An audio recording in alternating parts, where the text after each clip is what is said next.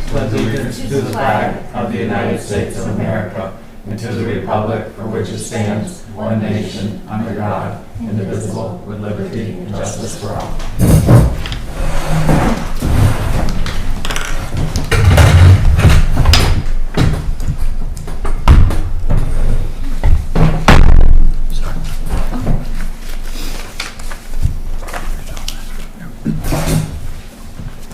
The Selectboard rules of procedure adopted annually to ensure a productive meeting. The Selectboard meetings are in the public, not of the public, meaning the members in attendance are entitled to the opportunity to comment, but the purpose of the meeting is for the board to be able to effectively and efficiently conduct the necessary business to govern the town. All questions or comments are be directed to the chair, and the rules of procedure indicate that there will be only 2 minutes allotted for comment from any single person on any single topic. The rules of procedure are posted in the town hall and available for everyone to review. All right, well, welcome everybody. So we have tonight members in attendance. We have Bob Jones, Mike Beecher, Jessica Van Oort, and Tom Collard. I'm Kristen Powers. I've gotten everybody else signed in. So this is our PEG TV, where tonight we're being, as with every other night, we are being recorded for PEG TV. This is a microphone that picks up your voice so that you can be heard for PEG TV. So you'll want to make sure that it's flipped on, so the little levers to the circle and the green light's on, and just make sure that you're talking into this when you're speaking. So that's our friendly reminder about that.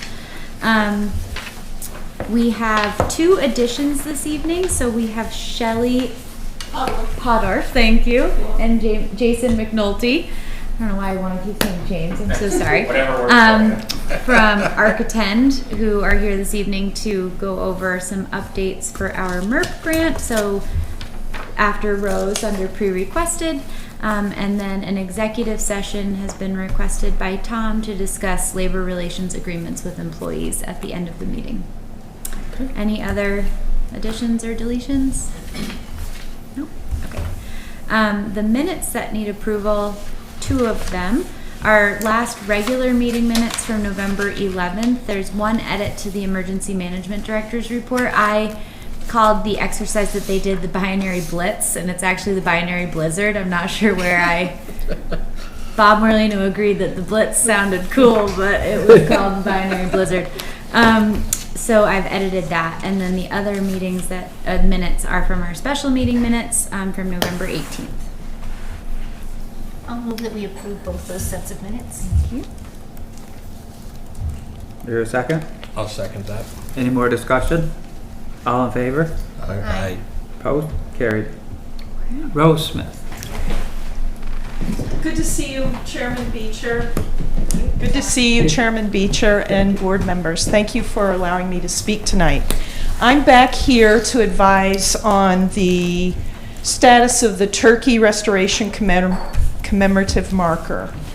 On November 6th, I received an email from Vermont Agency of Natural Resources, Department of Fish and Wildlife, upland game biologist Tony McCula.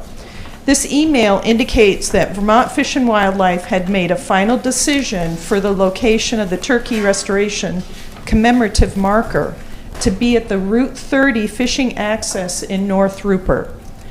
I responded to that email asking for additional time and consideration for a West Pawlet location, and I asked our Vermont State Representative, Chris Pritchard, to assist. Representative Pritchard reached out to Jason Batchelder, Commissioner, Vermont Department of Fish and Wildlife, who indicated that the North Rupert location was not a final decision. In your packet, I have included the various emails associated with the correspondence. At your August 19th Select Board meeting, you had agreed that the state-owned rail trail would probably be the best location, and no vote was made to approve the town-owned property in West Pawlet as an alternative. The town-owned property was my #1 recommendation at the time, and still is, due to the fact that obtaining a waiver and meeting all AOT's responsibilities and permitting to put a marker or sign on the rail trail is a heavy lift. But I would like to ask the Select Board if they would be willing to make a motion and vote to locate the turkey marker restoration commemorative, the turkey restoration commemorative marker on Town of Pawlet owned property at the corner of Railroad Avenue and Egg Street. Thank you.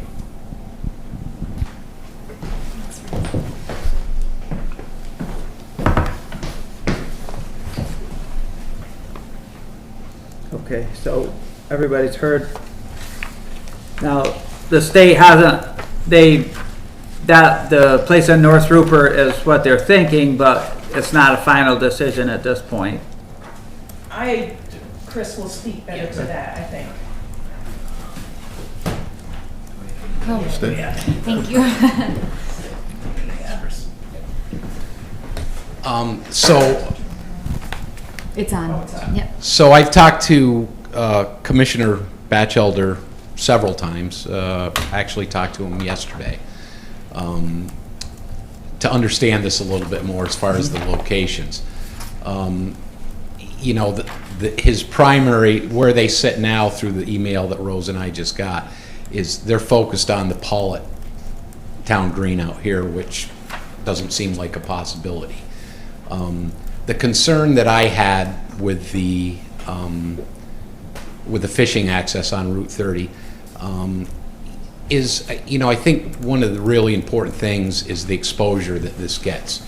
This was a significant undertaking. It's probably the biggest conservation thing that Vermont has ever done. I can't think of a, you know, as far as restoration, and it happened in Pawlet. And I explained to Commissioner Batchelder, you know, the marker needs to be in Pawlet. I mean, it needs to be where, you know, where it happened. You know, the Hubbardton, you know, I said, listen, the Hubbardton Battlefield Monument isn't Castleton or Fairhaven. Justin Morgan's plaque is not in Shoreham or, you know, Cornwall. It's in Middlebury. And I said, you know, I think it's significant.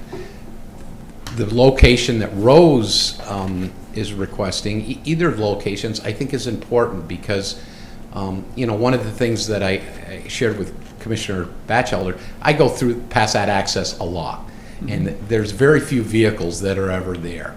And the ones that would recognize it may be the people that are fishing. I think this is something, this story has to be shared with everybody. People that hunt and fish and people that don't, that just didn't, you know, enjoy wildlife. It was a huge deal, I feel. So we talked a little bit about the rail trail, and you know they have sizes for the sign and configurations and different font sizes and so on and so forth. So like Rose says, it would be a heavy lift. In our conversation, I said, you know, listen, Jason, I don't want to step on anybody's toes, you know, but I would be willing to go to Commissioner Flynn at AOT and speak to him about a possible variance if that becomes a second option. But I think, you know, what I tried to reiterate to him is I just think it's important that it reside in Pawlet. So how I ended it with him is we were just going to talk, and I was going to relay to him, you know, what the board's wishes were. You know, and I just want to use my position to advocate for Pawlet. So whatever Pawlet's wishes are, that's what I'll pursue. And you know, I don't mind pursuing it with Commissioner Flynn if I have to. I also have a relationship with William Gray, who lives in Plainfield, who's in charge of the maintenance on all the rail trails throughout the state. And I've got to know him quite well, so I have another person that I can reach out to. So whatever you know the board's wishes are on this, I'll advocate. You know, I'll advocate on your behalf. So it seemed like in the early discussions, there was a little bit of language that went along with putting it on the the town-owned property, like maintenance-wise and stuff like that? Was that one of the reasons that we were, or was I it? thought it was more that if we ever wanted to do something else with that property and we had to take the sign down and put it elsewhere. Okay. But, I mean, this wouldn't be the town-owned property where we'd have to put the sludge tank. Because Right. that would be on the other side of that little house. And just to share, so after, when the board had determined the state, to look into the state-owned property, I had made a phone call to Bill Gray, and had initiated the conversations and then ended up kind of introducing, I think, Rose, I think I kind of looped a couple people together on an email just to get the ball rolling because he had wanted to communicate with the Historical Society. And I remember part of it was inquiring about what it would take to have the marker put there, because my recollection was that when the board was interested in pursuing that route, we also weren't entirely sure what that would entail. So as I've kind of followed along with some of the emails, it has turned into there's been quite a bit of hoops that need to be jumped through to make it work for the state or to adhere to what their requirements are. So I do recall that while the board had expressed interest in going the route of the state property, there certainly wasn't information provided to you all, as to what it would take to get it there, which has come through in the recent months. And then it was a surprise when they reached back out several weeks ago and were like, this is what we've decided, after after the town had sort of expressed a different request. So it seems like the situation has evolved quite a bit since the last time you all were focusing on it. I don't know, I find it confusing that the Vermont Fish and Wildlife Turkey Restoration commemorative marker is not good enough for the state of Vermont. Put on along their state rail trail. I mean, it's the most potentially visited piece of property here in Pawlet. So if they want people to see the marker, which we of the town of Pawlet want to brag about the fact that we were very big and reintroducing the wild turkey to the state of Vermont, you would think that they'd be thankful that we wanted to put it alongside the rail trail. I did speak with Rose and I suggested the location, the town-owned property across from there, because I don't feel that the town will probably ever do anything with that piece of property. My other suggestion was to put it just off the rail trail boundaries, so to speak, on town property, which would be where the people, park down there, but we'd have to put some sort of a protective buffer if we were going to get it so that anybody that walked the rail trail would say, I wonder what this is, and stop and read it, that type of thing. So that's another consideration. But I just can't believe that something provided by the state of Vermont isn't good enough for the state of Vermont. This doesn't make a lot of sense. Spend a few days in Montpelier. Rose? So, for some reason, they're fixated on the town green. And from previous meetings over other issues, we were trying to keep the town green open as possible. And I pointed out to Commissioner Batchelder in my email today that last May, we'd held an event here that culminated on the town green with all our participants and guests gathered out on the town green. And if we keep putting stuff out there, it's just going to fill up and it's not going to be useful. And I think the other thing he doesn't realize is, I think either where I've proposed or somewhere like Bob is suggesting along the rail trail gets a lot more diverse activity than even the town green. From people out of town, people biking, people walking, people bird watching. So, Chris and I are willing to work with AOT to try to get it there. But if they have a deadline, we'd like to be able to go to Fish and Wildlife and say, okay, this is where we want to put it. Come along. Yeah. Frank? From the rail trails perspective, there's a woman, Jackie, who runs the rail trail program for Beachmans. And she was indicating that for the sign to go up, she thought it was Pawlet's initiative. I wrote an email to her communicating it wasn't. It was Vermont Fish and Wildlife initiating a desire to make a commemorative deal out of this. And she mentioned that, well, to do that, you need a maintenance contract. Pawlet would need a maintenance contract if we were initiating it. She's trying to get us to do the maintenance contract again, as they're trying to do down in Rupert over that parking area.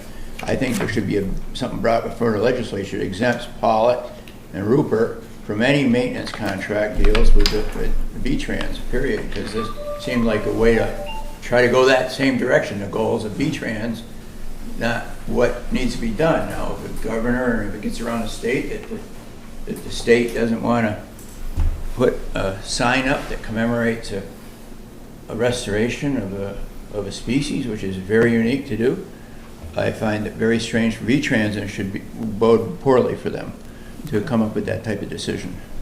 Okay. Tom, you had a question? Actually, more of a statement is the last I knew of this is we were going to go to the rails to the trails.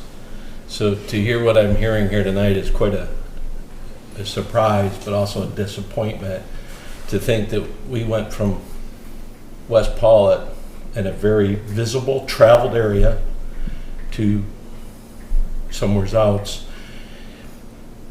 This town-owned property in West Pawlet has very few to zero people go on. I've stopped and moved that bench and that table multiple times when they mowed last summer.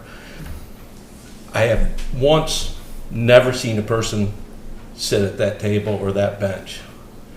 That rail trail through the center of West Pawlet has the most traffic, and we as a town should do whatever we can to get the emblem right next to where that rush is of that population of people. See that this is a once in a lifetime event.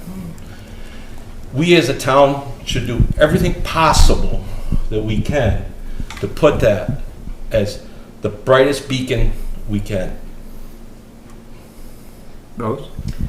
I couldn't tell from the town map overlays where state property was and where town property was on that side of the road.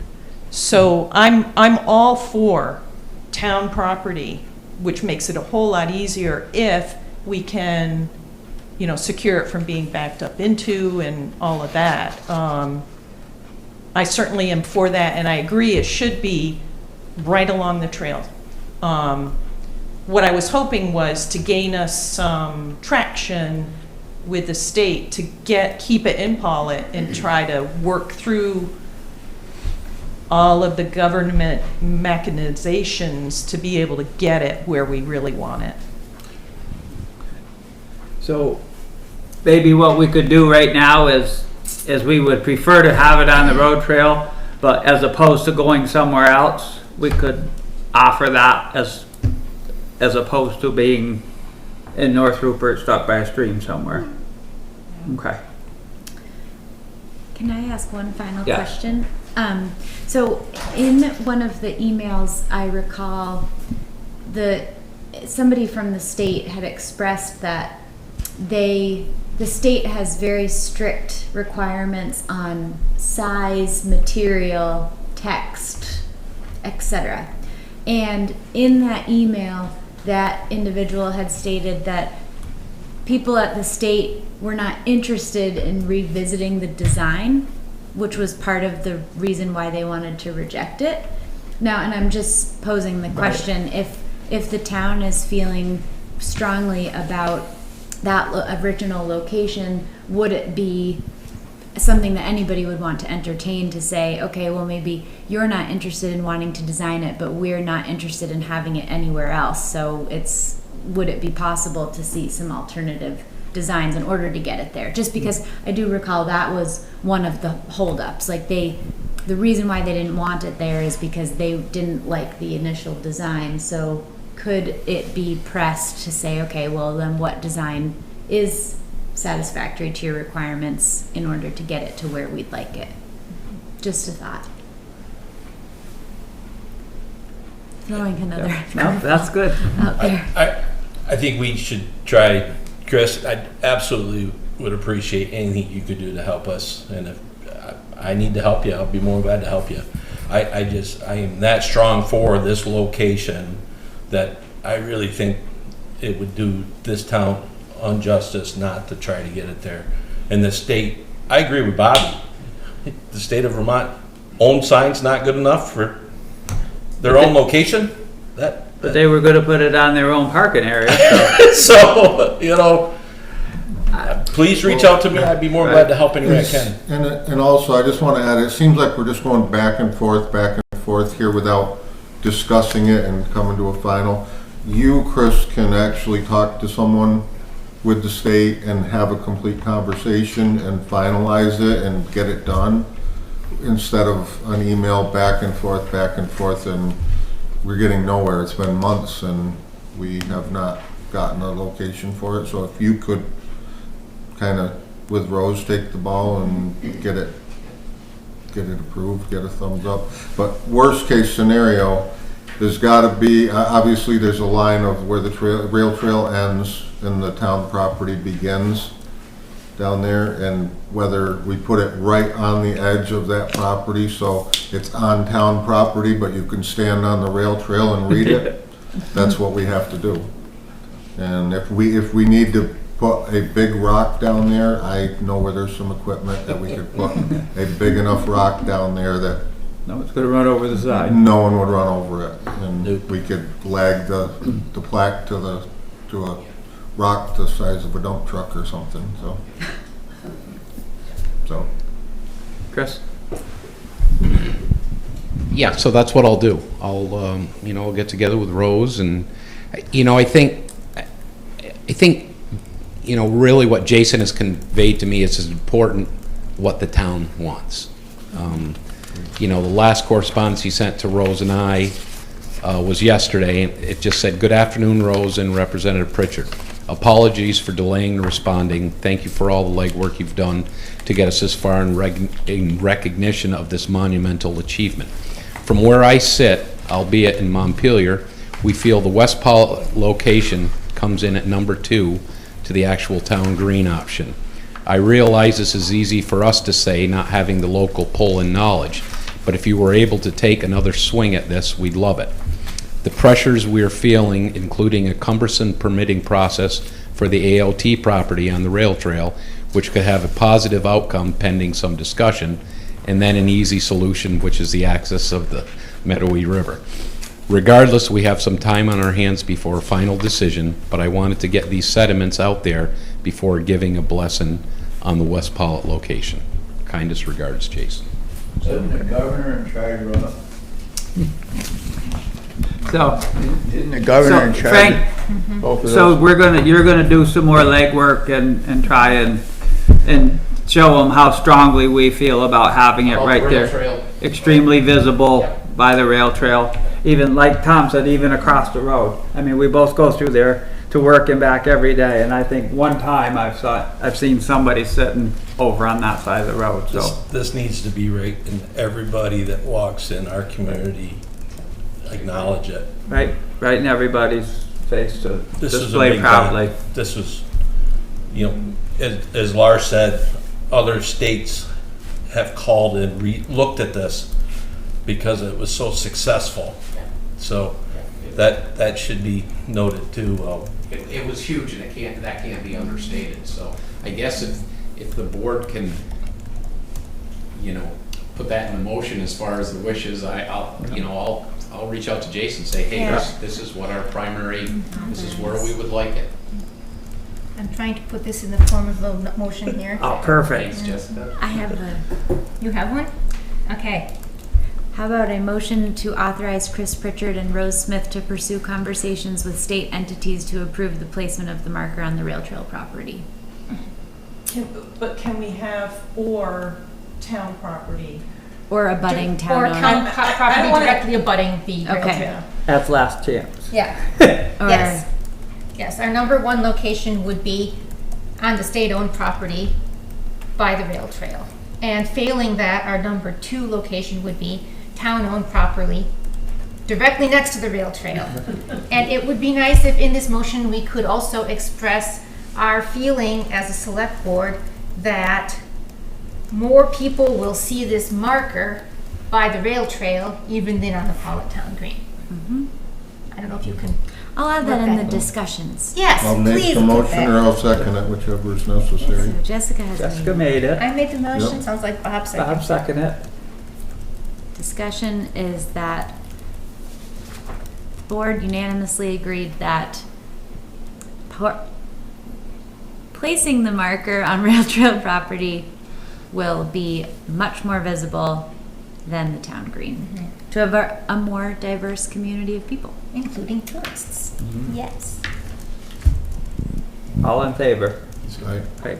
Opposed? Is there any significance in adding in that, that the board does not wish to have this marker in Rupert? If you're asking my opinion, yeah, I would like to see that. I think it needs to be in Well, I think Pawlet. that'll send a message Yes. to, Yeah. to I think we have all expressed that, so we Yeah. could add that to Yeah. the discussion. I wasn't shy. The board strongly opposes. The board strongly opposes. Okay, so let me read this back. And just not to belabor it, but also that the town green isn't an option for not only lower visibility to a greater population, but also you don't want to fill it up. Right. The town green is not on the table. So the motion is now, motion made to authorize Chris Pritchard and Rose Smith to pursue conversations with state entities to approve the placement of the turkey restoration marker on the rail trail property. Alternatively, the board approves the marker to be placed on town-owned property directly abutting the rail trail. The discussion states that the placement of the marker on the rail trail property will be far more visible than the town green, nor is the town green an option. Additionally, the board strongly opposes the placement of the marker in Rupert. Sounds That wonderful. sounds Thank you, Kristen. like very, very good. There Thank we you. go. Okay. So, Thank you for What's the coming and result? helping us with this so that we can get But we also. what we're looking for We for also the have- proper And placement. Rose, if you guys need an Yeah. extra set of hands, Right. I'm here. Okay, thank you very much. Thank you for Appreciate it. doing all you're doing, so, We'll get it. Okay. nice. okay. Yes, Kristen.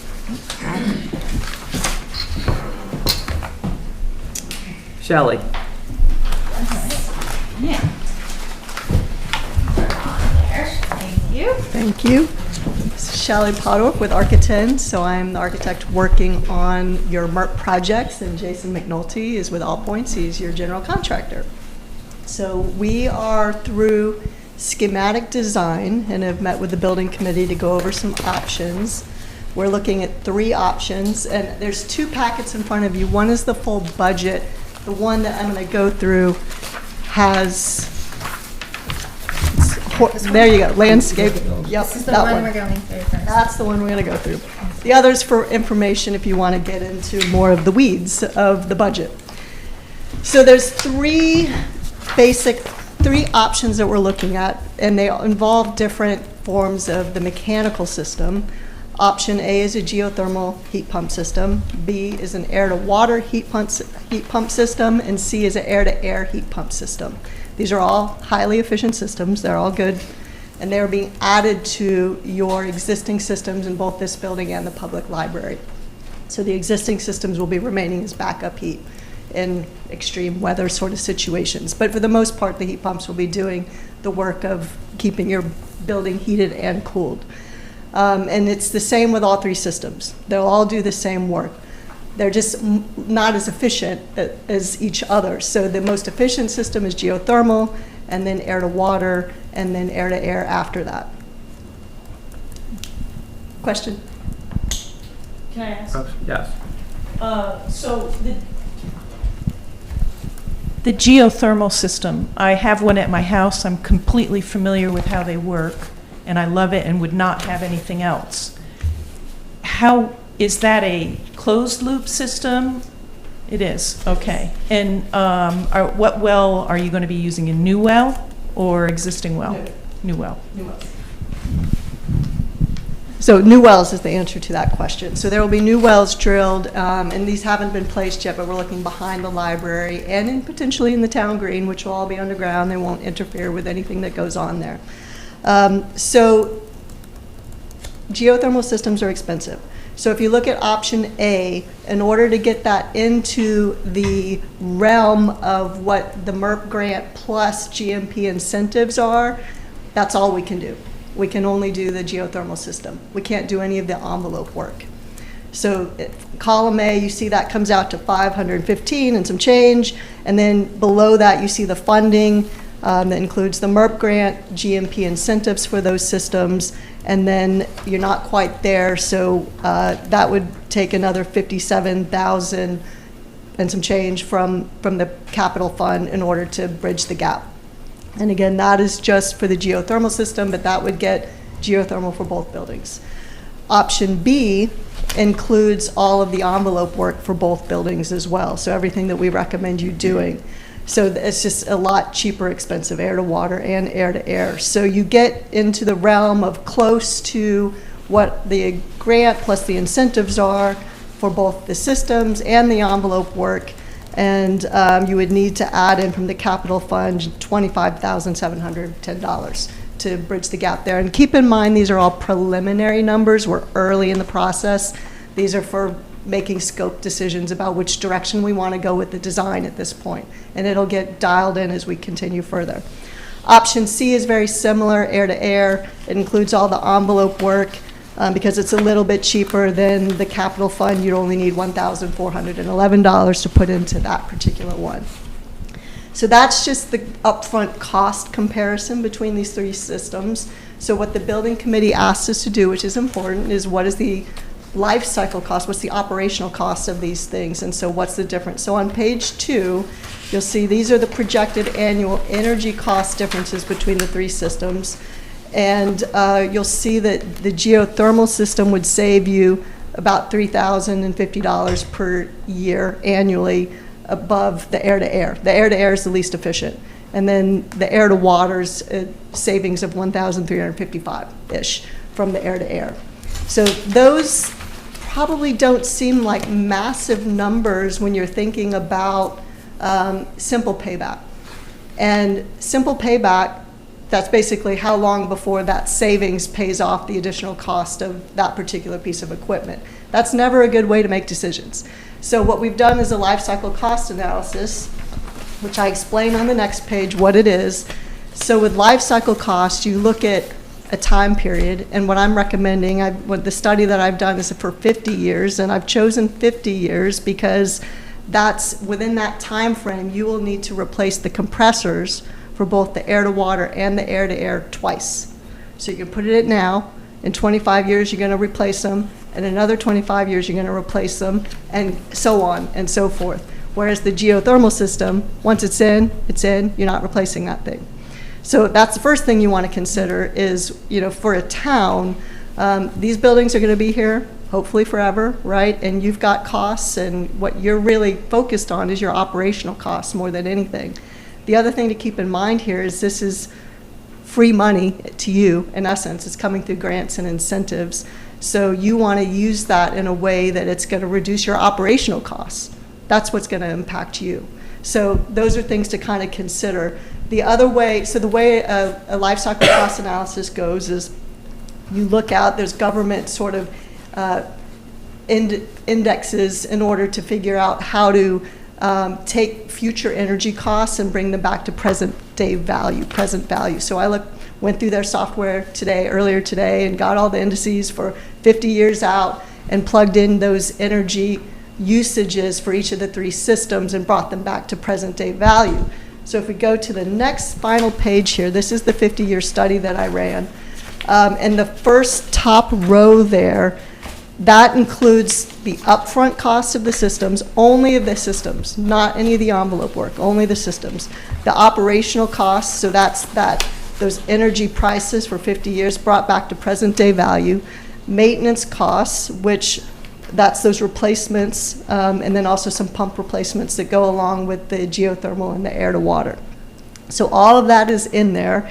And so what you see is that from a life cycle cost perspective, the geothermal system is the cheapest. When you look at everything over the time period that is wise to think about when you're a town. So it's about $200,000 less expensive for the geothermal, $122,500 less for the air to water, all compared to air, which is the minimum that you're going to do. Now, the next part of it is what I was getting at. The next row down takes out the upfront cost, and the reason I'm having you look at it that way is because you're not paying the upfront cost for the most part. That's coming through grants and incentives. So this is the real savings to you in operational costs. And you see that that's much greater. The savings for geothermal over the next 50 years is $406,000. For air to water is $145,000. And then air to air is the base system that you would do at $0. Now keep in mind, these are present values, does not include inflation. So the number is actually going to be way greater than that as you go forward in time. This is what it would cost today. And then the very last row is one thing that I thought was important to think about. Because with the geothermal system, you can't do any of the envelope work for these buildings right now using those grants and incentives. I put that back into the geothermal cost. It's about $200,000. Just so you can see, if we have to pay that $200,000 for envelope improvements, which we still recommend you do that work, and we'll talk about some options for that in a minute, what would that be? And the geothermal still comes out cheaper. It still comes out as $196,000, even if you paid out of pocket to do all your envelope work. Okay, so that's the picture. This is the information that I would recommend you use to make a decision about which way we go. In terms of doing the envelope work, BGS is talking about a second round for the MERP money, and that's going to be a low interest or no interest loan that I think they're going to be putting out in January or so. So that might be a possibility to continue on and do some of this envelope work, potentially even at the same time that we're doing the mechanical work if you go with the geothermal. Just depends on how quickly they roll it out and how quickly you all could come to a decision about whether or not you wanted to pursue that. In any case, we're going to design the envelope work so you have it, so you will know what to do within using these MERP grant funds. So none of that changes. You'll know what to do, and then it's just a matter of having and identifying the funds in order to take it on.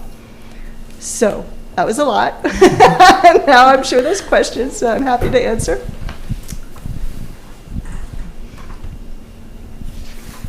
And I'll just add that our advisory group, which is made up of 2 of the library trustees and 2 members of the planning commission, has been working along with Architend to sort of to hear what they have to say, and we definitely were the ones who were saying we really need to see this, like what the savings would be and what the life cycle would be of these different items. So the advisory group does recommend going with the geothermal, even though it's more expensive, largely because of the longer term savings that it would have, and also because the equipment itself will last so long. And I'm pleased to hear that we also heard from Ed, who's on the planning commission, that he has geothermal and is very pleased with it. So I'm glad that you have that. Of course, it is a much larger upfront expense. I did get with Julie to talk to her about our capital projects fund, which is meant for building any kind of infrastructure in the town, and there is a good chunk of it that is specifically dedicated to the town garage. So we left that entirely aside and didn't even put that in any numbers. From Julie, the current amount in the capital projects fund that is not earmarked specifically for the town garage is about $450,000. So. I have a question. Geothermal, is there a maintenance to that at all? I mean, you got wells, over a 50-year span, that ground's gonna change. How does that, Wells are going to be good for life. I mean, really, the only thing that, the wells are, because they're underground and they're encased, those are going to be good. The only thing that can happen with a geothermal system is the ground itself can get overloaded if it's not balanced properly. So if you continually taking heat out of it, then it's not as efficient later on when you're still trying to get heat out of it. You got to put heat back into it at some point. So that's part of the design process, is making sure that it's well balanced so that when you get out 50 years that it's still working efficiently. But otherwise, the wells itself, nothing's going to happen to that. The inside equipment, it's the same. Like, you know, there'll be pumps that need to be replaced. Our mechanical engineer said probably every 5 years. It's the same with air to water. That's a $1,500 part. But otherwise, it's pretty low maintenance. It's the most low maintenance system out there. So obviously I can speak to this personally.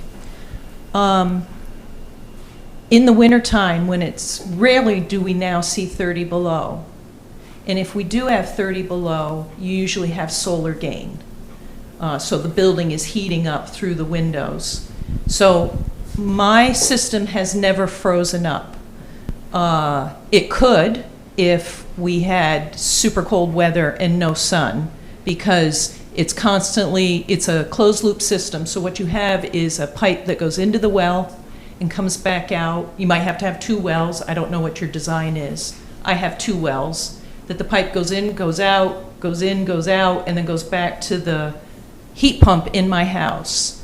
And if it was to be that cold and no solar gain, so that there was no way to heat up a building, the ground gets colder and colder because it's extracting heat out of the earth in the wintertime. And obviously you would design it so that maybe that wouldn't hopefully ever happen. In the summertime, you're extracting cool temperature out of the earth and putting that into the building and putting warm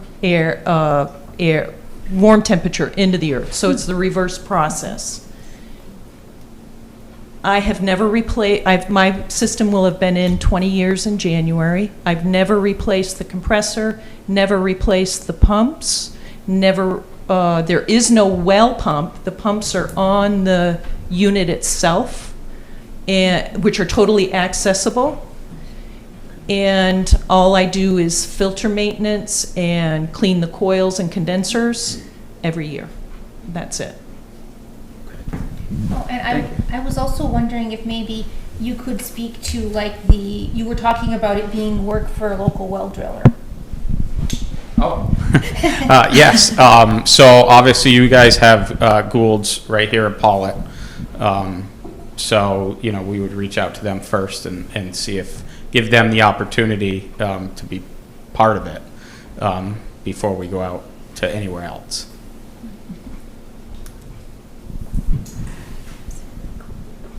Chris? Just a thought, and I don't know if it's eligible or if you consider this. We passed in the legislature this year the CHIP program.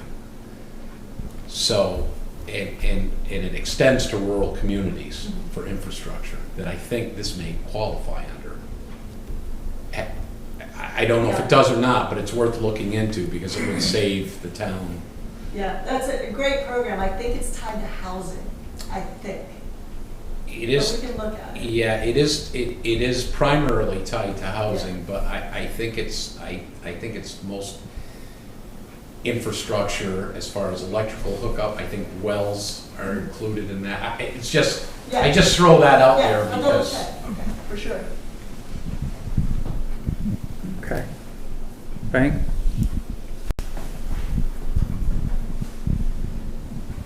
By focusing on the geothermal, I was suggesting like a phase 1, phase 2.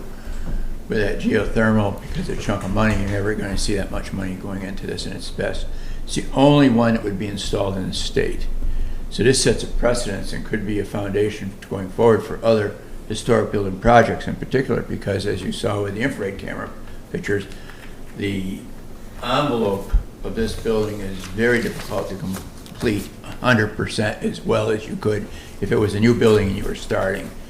So by doing this geothermal, and that goes in 100%, then you're going to have a direct measure of your savings, because if the rest of the building remains the same, it becomes a phase 2, where you can analyze that after you have some numbers back from phase 1. And that was just seemed to be something where it could turn into a scientific experiment too, as well at the same time, because you have the actual same characters involved that you're measuring against, except you've added the geothermal component. Okay, yes, understand, thank you. You have another section about discussing about the envelope? Yes, so that's a good segue into the envelopes discussion. This building is challenging. The basement is challenging, the ceiling is challenging upstairs because it's historical. Air barrier is the bigger thing that you always try to deal with first. That's where you have the most heat loss. And we've got a historical ceiling up there that already has loose fill insulation over the top of it. So first of all, to get to see what we have to work with, we'd have to vacuum out all of the insulation that's there. And then at that, we're not sure what we could do, because that ceiling needs to be protected. Like, that's really important. So it's questionable what we're going to be able to accomplish up there, and it's a project to figure that out. The basement has so many different conditions, and there's some exposed ground and et cetera, that again, there's some challenges. Even the walls behind you might be a little bit hard to get to be airtight. We're still waiting for the blower door tests, which have been done, but I haven't seen the reports yet, so that will help enlighten us a little bit more about what we're up against on this building. But I will say that it is not an ideal candidate to have a high-performance envelope. That's never going to be the case. We can improve it, but it's not going to be extraordinarily great because of the historic nature of it. And because of that, our mechanical engineers' designs actually aren't counting on envelope improvements in any one of these 3 systems. So, it will help. Anything that you do will help. It means the systems won't work as hard as they would without those improvements. But not doing anything doesn't change the size of the systems. They are going to be what they are. So if that helps you make a little bit more sense. The library, I feel like, is better. It's not as difficult. And there's been some other work done over there. Windows are always in need of some help in the sashes, and so there's a way to restore them and get a gasket in the sash so that they're not as leaky. And again, air infiltration is the #1 biggest thing that's going to help you with savings. So those are things that can be done and should be done ultimately. So the phase 2, getting to that phase 2 again, I think the BGS loan program is a possibility. We're still waiting to find out what Efficiency Vermont incentives can go towards any of these projects. That's been a challenge, but there should be some funds there. We're looking at $200,000 for envelope work between the 2 buildings. So, that's also a question for you all in terms of your capital funds. Is that something that you want to put it towards? But that gives you an idea of the magnitude of it. Does that answer your questions? Yeah. So what I'm understanding is right now we have 3 choices, and then we have envelope work. So 2 of the choices include the envelope work. right, I guess I'm trying to pull the heat and cooling sources out from the envelope work. Okay. So we have 3 choices for heating and cooling, and then we have envelope work. Yes. And once you pick one of those, heating and cooling, that's it. But the envelope work, you can work on a little bit at a time as time goes on. Yes. So, and we know that we're never going to get the perfect envelope. It's always going to be marginable or poor. So the money best well spent is to go with the most effective system that's going to give us the best savings over the long term, even if it's the higher up front. That is my conclusion. Okay, thank you. Anybody else have any questions?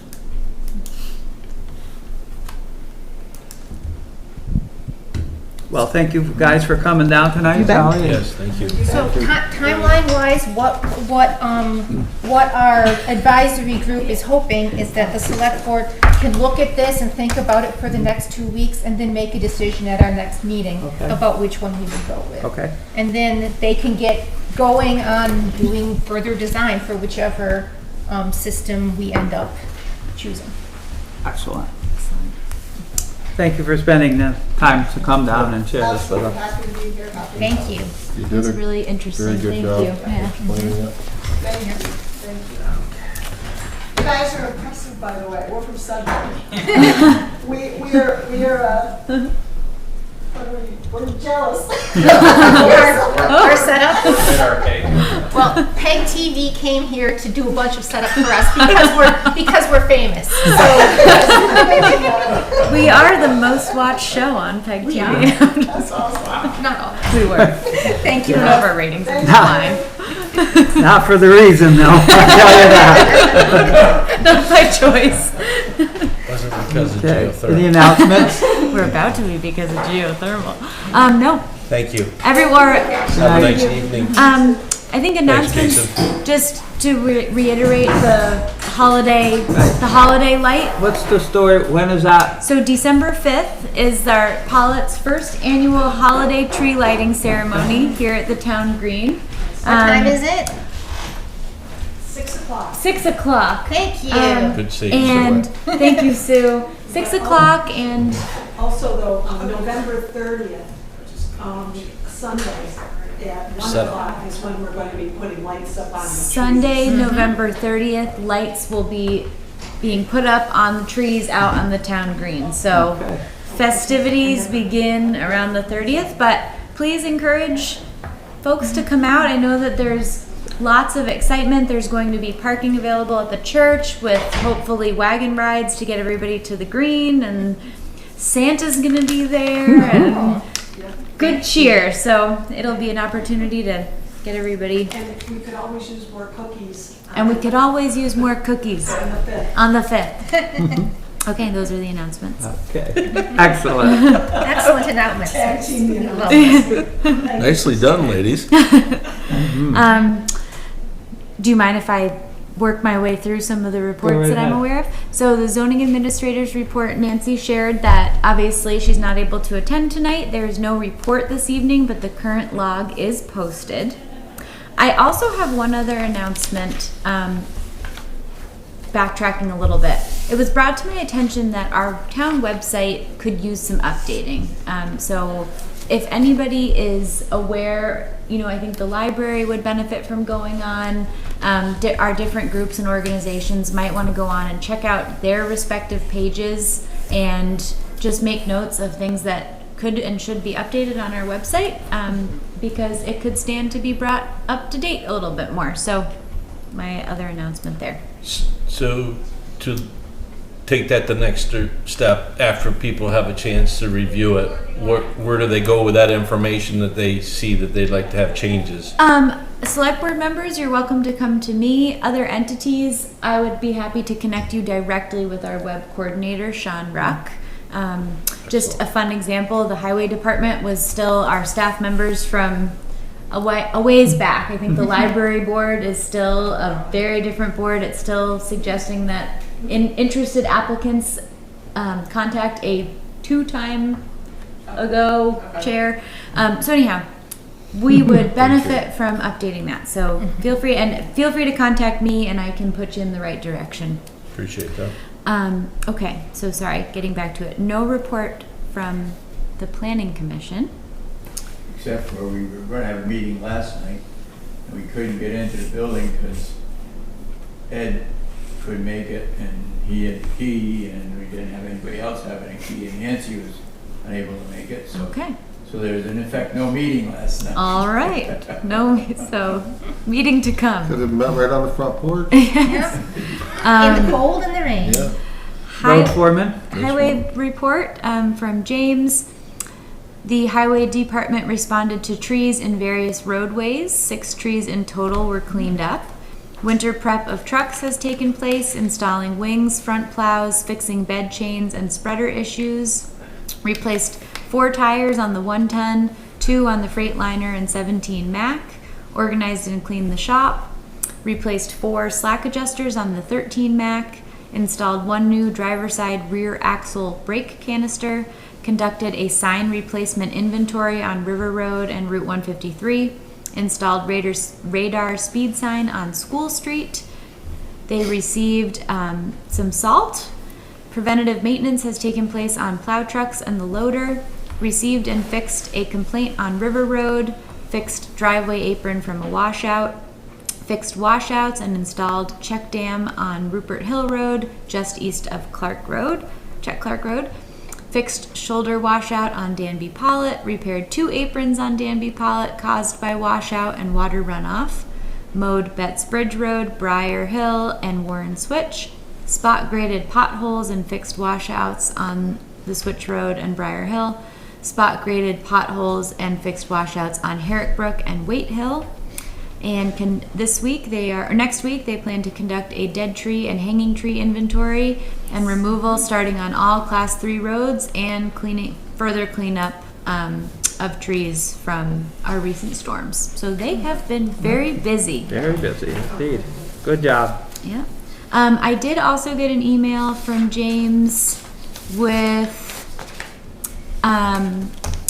the email states, "Good morning. I have done a little research and came up with the following results so far. Still have many places to look into and information to use regarding wheeled excavators. Looking at a 2013 wheeled excavator and also looks like a 2007 Cat wheeled excavator. So looks like the highway department would like to ask Santa for a wheeled excavator this year for Christmas. So Go big or go home. right. So that came to myself and the highway liaisons, but I'll forward that around to everybody else to take a look at. And I think James is maybe looking for some feedback on if this is something that they should continue to pursue or not. So if you all could maybe take a look at it, and those that feel inclined maybe to reply and just to give James some direction, that would be great. It's great to hear that they're doing their a lot more mechanical on their equipment prevention. So that's great to hear. Any other questions for the road foreman's comment? Oh, good. Okay. Town clerk? Yes, let's see. So from Deb. Hi, Deb. Hi. First, I'd like to thank Jessica for her spontaneous assistance today. It was very helpful.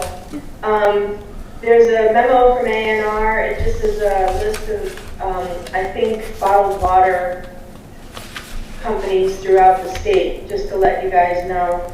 And then memo from, I can't remember, Otter Creek. Is it Conservation? I don't remember. Communications Union District. Just FYIs.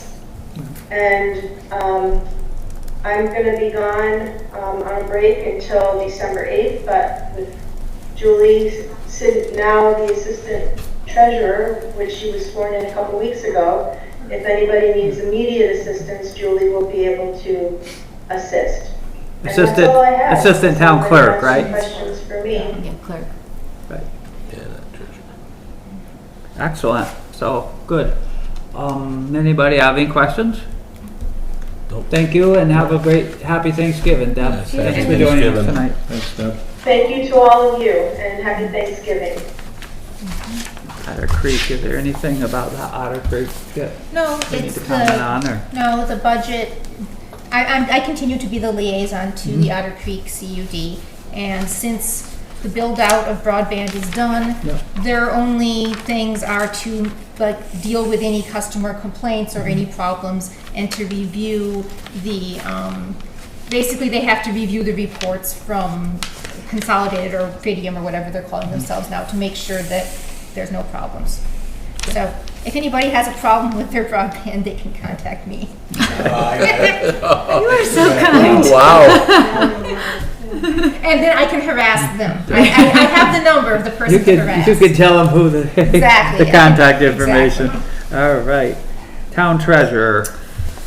From Julie, there are 2 warrants this week. Payroll is $13,981.24. Accounts payable, $79,232.91.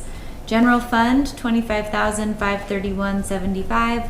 Highway fund, $11,412. wastewater $17,120.14, and reappraisal fund monies $39,162.14. The motions are at the bottom. Does everybody have those memos?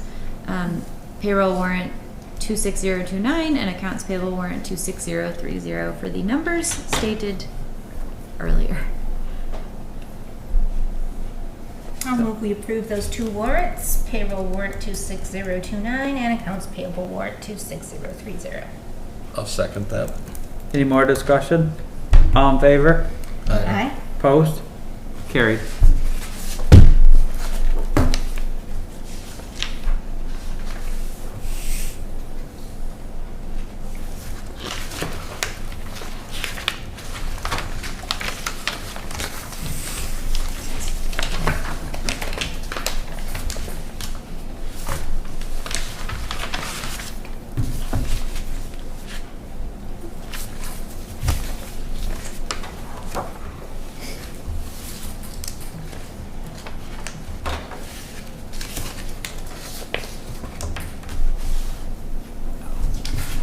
Agency of Transportation.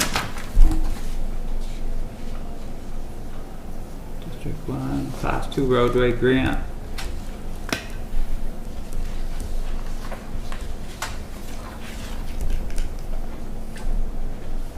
All the paving grant that we've already done, we just need to sign this final claim. Okay, we don't have Reimbursement, is to. that the reimbursement? Yeah, that's the reimbursement. This is just documents, right? We don't even need to, I can just put in the minutes that you signed. okay, that we signed up.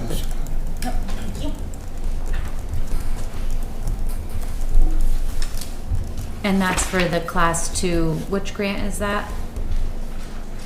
Grants and aid? Class 2 roadway grant, it says. Okay. Final claim.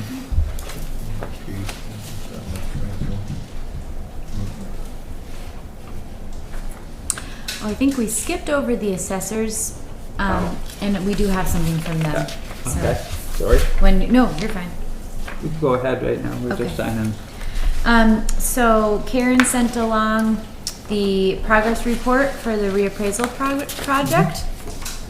As of October 2025, thank you, inspections are underway. 384 inspections, which is 46%, are completed with an exterior or interior inspection. There's also included the progress reports from August and September, which you've already heard, but so for October, they're up to 46% completed. So everybody that hasn't had their home checked out, make sure to make an appointment to do so. Anything from emergency management? No. Health officer? No. Facilities, any updates on facilities? I do. Well, you go first. The lights, the timer on the town hall, I'm still waiting for a call back from an electrician on the timer box. I don't know if anyone here knows if they completed the door at the town garage last week, replacing it. I don't know. James didn't say anything. So I'll follow up on that, but that was supposed to have been done last week. And I reached out to James and he was on board to meet with the contractor that day, and I haven't heard no more, so I'm gonna assume that silence is good. Flat roof on the library. Sue and Carol was nice enough to meet with the roofer, even though he messed up a couple days, but because of the weather and the cold. But the great news is the day he came, he was able to make it watertight, and we are gonna have to do a complete fix to that in the spring. He's gonna send us a quote, but what he did that weekend, he's given to the town as a donation. Oh. So that was very nice of him to do that. But he is gonna get the bid together, and I'll present it to the board. So in the summertime, it'll be fixed before we can do the painting, if that's what we choose to do. So that was good news, and thank you ladies for being flexible. And last meeting I gave out some quotes on painting the building in the library. I guess I'm looking for what the members' preference is. If we want to proceed with both sides of the town hall, and then the front of the library, and the railing out back. So, I wasn't able to make the budget meeting. I don't know if we put, We did, we worked on that and put some extra money toward that, but we didn't really talk much about how to cover it now. So if it's all right, we could wait a little bit and maybe you could talk to Julie and see if we could cover all these expenses okay. from the capital improvements. So are we looking to accept all 3 bids then? I don't see any choice. If we kick the can, it just makes it more expensive every time. Correct. I think that we were talking to Julie about how there was some that's going to be left over in one of the line items from this current fiscal year. Yep. And then if we put that together with, I think we put about half of this, about 27,000 into a line item for next year. So if we could work it out that we could pay for it over both of the fiscal years. Yep. Anyhow, we can get with Julie about it, but she Okay. seemed to think it could work out. Okay. We did a similar approach with the bridge project, if I Yep. recall, where there was like money from one year and money from another, and we were able to work with that entity and say, okay, can we start it in June and finish it in July, and or in Yep. August, and Okay. so kind of working with Julia with that. So some of proper That's schedule. fantastic. that we're Some of gonna those do that. jobs, we keep it between 2 budgets. Yep. Okay. Right. Yeah, no, Thanks for bringing that back up, reminding us. I will reach out to the brush company and Julie and, Get us on their list for next year.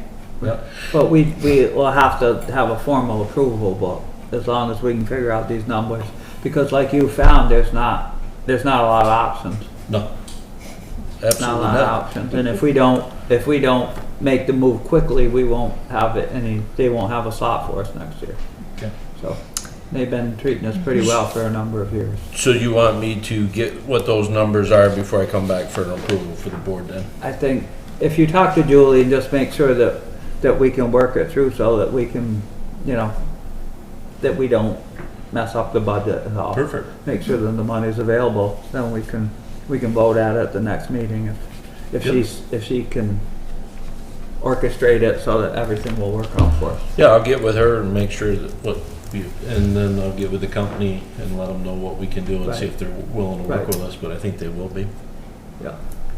Would it be, I'm thinking about if Julie were here right now.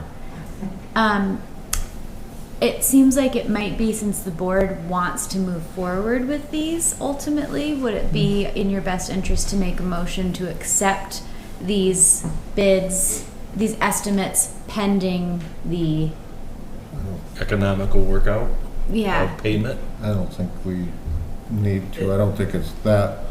you don't think you're there I think yet? 2 weeks Two aren't weeks- gonna make that'll enough of a make it done. difference. Okay, all right, cool. Thank you. I was just Thank putting you my for posing Julie, that putting my option. Julie hat on for a second. Like, Good. what would WWJD? What would Julie do? No, let her answer. Think about answer, it, wrap her arms some around it. Sure. options. Yep. Just, Okay. Anything else on facilities or not? The only thing I have is a question for you. Where are we at on the heater at the wastewater? He put the heat pump in, but I don't know about the baseboards, and I was supposed to get a hold of him, and I didn't. And I just was looking over the minutes, and I said, "Oh yeah, I was supposed to do that." No. So I'll try and get on him next week. And That's all I had on that, unless okay. Jess has got something that I missed. No, Oh. my stuff was all the MERP grant stuff, and we talked about that already. Oop, did Oh. Sue? I have a question. Okay. So, several years ago, the children's room at the library is on the, sort of the back side. And there was some, the sheetrock was peeling and icky there. And then Mr. Kelly, the roofer, came and looked at and I think repaired something on that end of the building. Well, last week, It was after the roof repair, the day after that. that's a different part of the roof, though. Right, I know. Oh, yeah. Oh, that's what that's the day. Oh, gotcha. Okay. So, anyway, now chunks are starting to fall off in the children's, chunks, small chunks, but, you know, pieces of the ceiling are falling down. And, but I think that's already been repaired, and it's up so high that I don't know if that's wet there or if it's dry and old and it's just starting to crumble off from a couple years ago. So that needs to get looked at on the inside at least and see if it's just from the old thing. And we never, once the roof was repaired, we never did repair the sheetrock there in the ceiling because it wasn't, you know. Okay. Once that old lath and plaster gets wet, it won't stay in place. Yeah, I'm not sure if it's lath and plaster though, or if it's sheetrock. If it's original, I mean, how, is there some original stuff, historic? I don't know. Yeah, I wasn't part of that part of the. I didn't think it was part of like a refurbished. Maybe not. Sheetrock is not that old necessarily. No, the sheetrock would be just new from the Right. making it into the library, yeah. How high up is that wall? Well, we've got that tall ladder in the front hall here. And you know where the chandeliers are? It's probably 3 feet taller than, Up from there? from the light bulbs. Okay. Yeah, I'll take a look at it. Check it out. Yep. Okay. Thank you. You're Thank you. welcome. Thank you for bringing it to our attention. And wastewater, I guess, everything seems to be okay. Meadowy School Report, anything from Julie? Nope. Pawlet Public Library? Nothing, okay. Older unfinished business, ordinance review. All right, I can take that one up. So last meeting, I brought forward a potential solid waste burning ordinance, and then we had some questions, particularly from Rich, about some things that might be excluded from it. And I said I would get with the fire chief. So I got with John Weiss, and we had a little meeting about it. And he thinks that this ordinance is a good idea.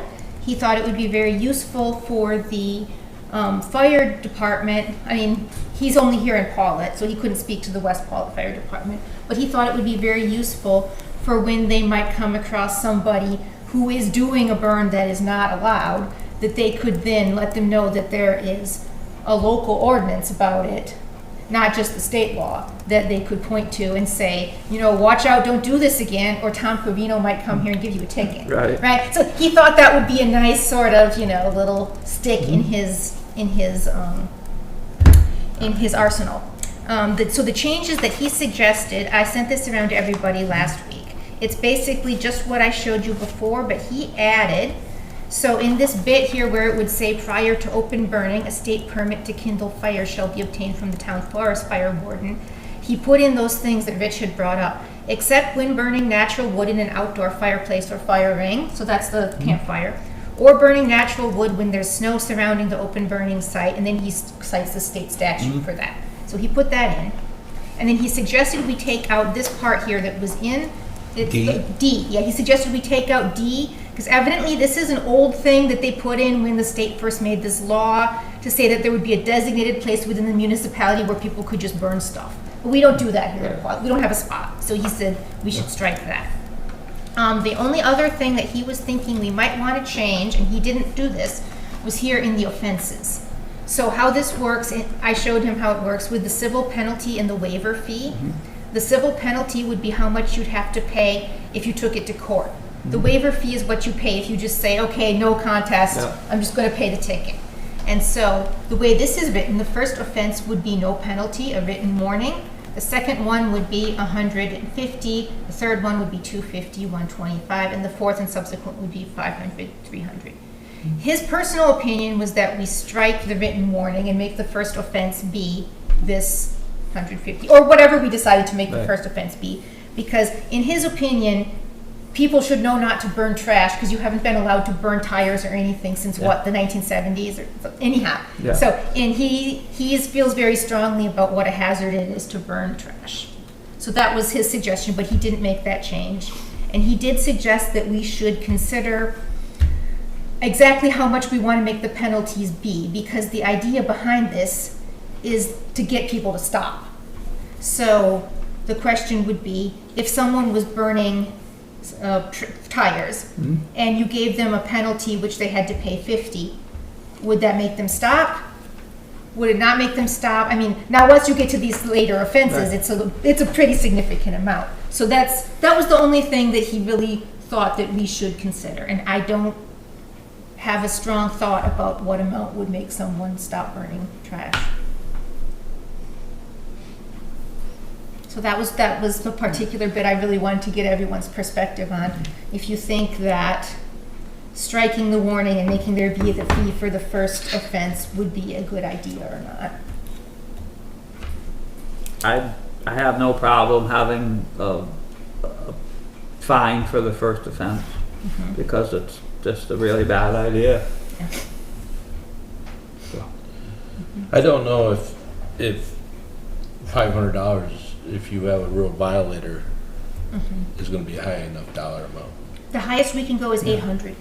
We could go for the top one to be 800 if we wanted. That's the cut from my stuff from the training I went to. They're like, our civil ordinance, the top can be 800. That's what I was wondering. Like someone's just like, oh sure, here's my fine. Okay.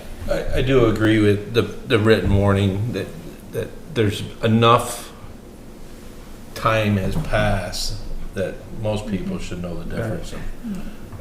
you definitely You've should been know. around longer. It's not like the burning barrels in the backyard 40 years ago that they've been gone all of 25 years. So, Yeah.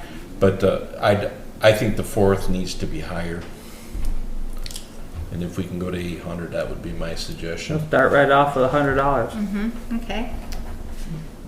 So then, Just push everything up and put 800 so for if the we bottom made line. 800, then what would the waiver fee be for that? So for the third one, we then have 500 with the waiver fee of 300. So would it be 800, 500? Yeah. Okay. Curious, from a residential standpoint, I'm out there burning trash, I get a ticket. So you would hope that, I'm thinking worst case scenario, Yeah. somebody goes, tosses their ticket right into the fire with their trash Yeah. bin. Who is making sure, what happens, like how are we as a community ensuring, is that part of it? I Like think following it up on the is, yeah. payments? It and- would- There says who enforces it. Yeah, One of so the lines was talked The about. lines say that we would designate any combination of the following persons as enforcement personnel.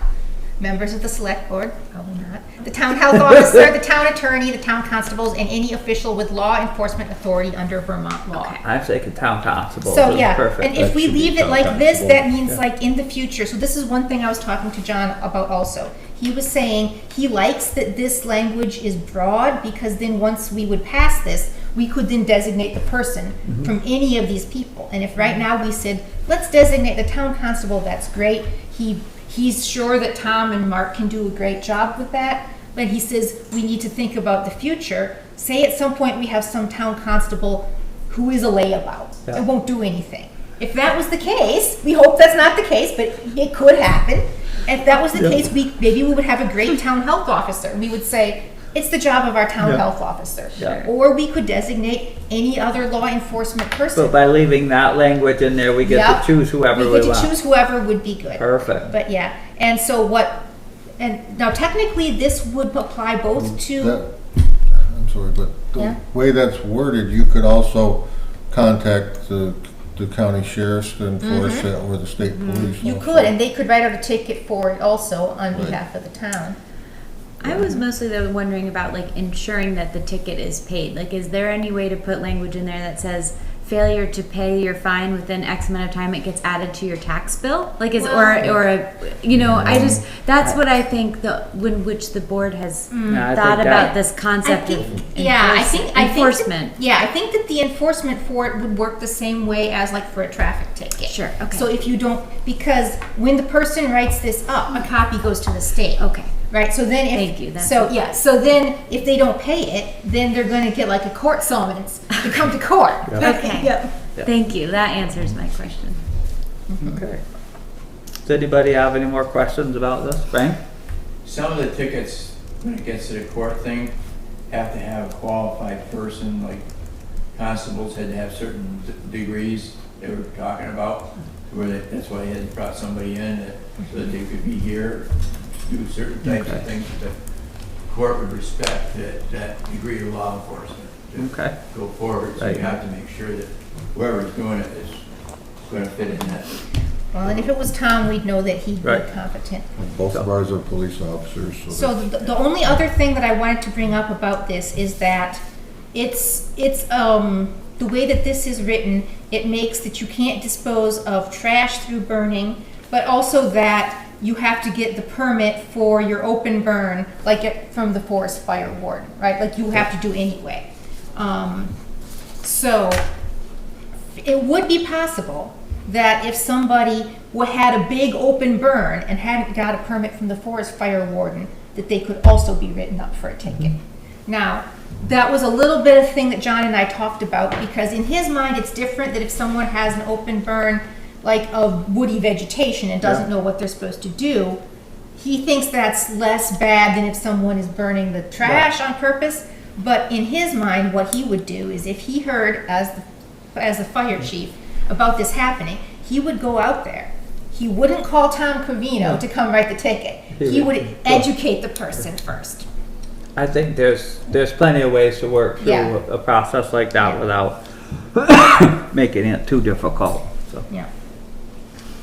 Cool. So my question would be, do we want to, if we like it with these changes, do we want to vote on it tonight, or do we want to wait 2 weeks to vote on it? Basically, what would happen once we vote on it, it has to be entered into the minutes, and then it has to, I would have to get with Deb for her to post it in 5 places and put it in the newspaper, and then it would be valid 60 days from when we vote on it. Okay. Is the way that it was written in this meeting's agenda worthy? I think we might need to. We've got changes we just. I think made we there. might need to warn it. Yeah. More. I think it would be explicitly. more official if in 2 weeks from now we warned it using the language that is right here, in fact. Yeah.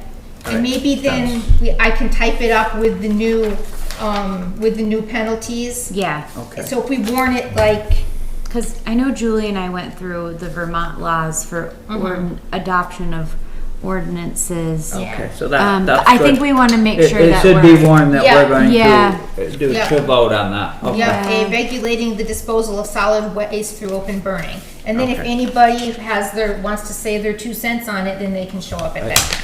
Okay. Okay. All right. That's a great Sounds idea. great to So me. Thank you. maybe we can. We'll get together with that. Yeah. Yep. Great. That's it for me for that. Okay. Okay. Anything else under old or unfinished business? Anything under new business?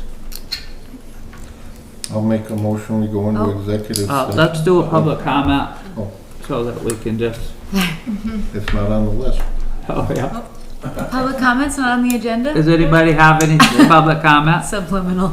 Where have you been anyways? We missed you 2 weeks in a row. Well, I've had a lot of juggling going on. Okay. Wait, Frank, get the talking stick. Public comment, Frank. Yeah, the open meeting law developments seems to be, the draft report it's going to go to the legislature, to the legislative council. And it appears that there's a law that would supersede the open meeting law as far as accessibility and inclusion. And that is the Americans with Disability Act that I mentioned before.